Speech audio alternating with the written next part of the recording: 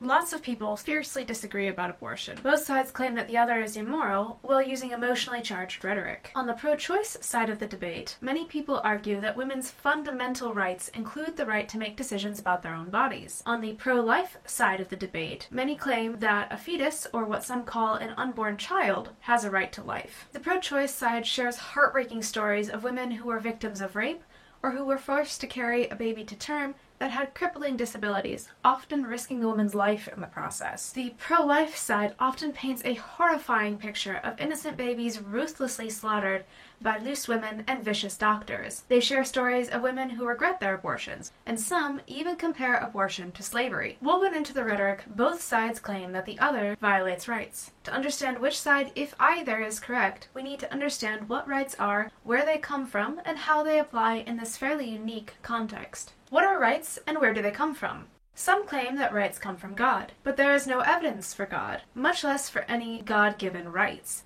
The whole notion has to be accepted on faith, that is, in the absence of evidence. Others argue that rights are essentially government-created privileges, but privileges can be taken away. If rights exist, their purpose is to inform people, including politicians, what they morally may do in regard to other people, not what the government permits them to do. If rights are only government-granted privileges, then any heinous action a government chooses to regard as legal, from imprisoning drug users to killing gay people to reinstituting slavery, would be fully rights-respecting. Rights, as the American founders understood, are moral prerogatives to act on one's own judgment. The right to life is the right to act as your life requires. The right to liberty is the right to act free from coercion. The right to property is the right to keep, use, and dispose of the product of your effort. The right to the pursuit of happiness is the right to pursue your own values and goals. So if we have these rights, then where do they come from, and why do we need them? Man, as Aristotle observed more than 2,000 years ago, is the rational animal, meaning that the use of reason is what distinguishes us from all other species. And as philosopher Ayn Rand observed, reason is our basic means of living. We use reason to figure out what things are and how we can use them to survive and thrive. We use this process to make everything from food, clothing, and shelter to antibiotics, airplanes, and computers. And as Rand also identified, in order to act in accordance with our reasoning minds, we must be free from the one thing people can do to stop us from doing that: using physical force against us. If someone hacks into your bank account and steals all your money, then you can't use it as you choose. If your government makes blasphemy illegal, then you can't speak your mind about religion. These examples show that people must be free from coercion to act in accordance with their judgment. This is the source of rights, the fact that human beings must be free from coercion in order to live as rational beings. Rights are recognitions of this vital fact. It's also worth noting that rights only exist in a social context, that is, a context in which a person or a group could potentially use force to stop somebody else from acting on his or her own judgment. A person living alone on a desert island would have no need of the concept of rights, because there would be nobody there who could stop him from acting on his judgment. Does a fetus have rights?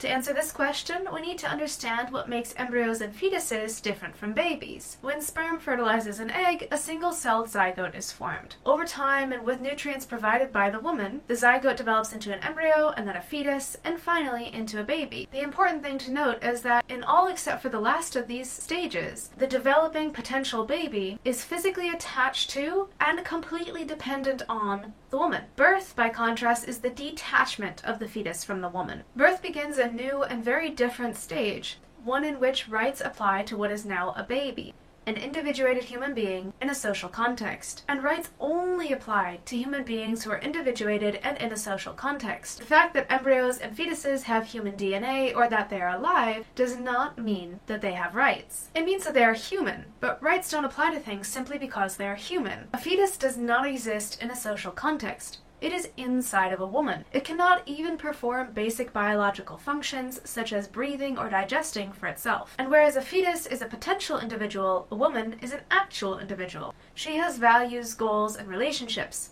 A fetus does not. To outlaw abortion is to violate the rights of an actual, individuated human being for the sake of a potential. Anti-abortionists gloss over these crucial distinctions when they claim that fetuses are individuals just like you and me, and therefore have rights. For example, John Segal, legislative director of Texas Right to Life, insists that, quote, "At the moment of sperm-egg fusion, you have an independent, individual human being who is unlike anyone else. Although a zygote is genetically unique, it is neither independent nor individual. It is not individuated, it is not in a social context, it does not have rights. Unlike a fetus, a newborn baby can survive without its mother, and it can interact with others apart from her. Of course, a newborn cannot yet take care of himself, so his parents and guardians hold his rights in trust until he can. In the meantime, parents are responsible for nurturing their child, helping him to become capable of living on his own. To outlaw abortion is to force on a woman a massive decision with lifelong consequences. This has serious repercussions, potentially forcing her to sacrifice in her relationships, for education, her career, and even her health. In the worst cases, it forces her to risk death. Though childbirth is much safer than it once was for the mother, it is still dangerous, much more so than abortion. Morally, a woman must be free to choose whether she wants to have a child. If she doesn't, or can't carry the fetus to term without intolerable risk, or discovers that she or her fetus has serious health conditions, she has a moral obligation to act accordingly, and no one can have the right to override her judgment. Now, it's not always moral for a woman to have an abortion.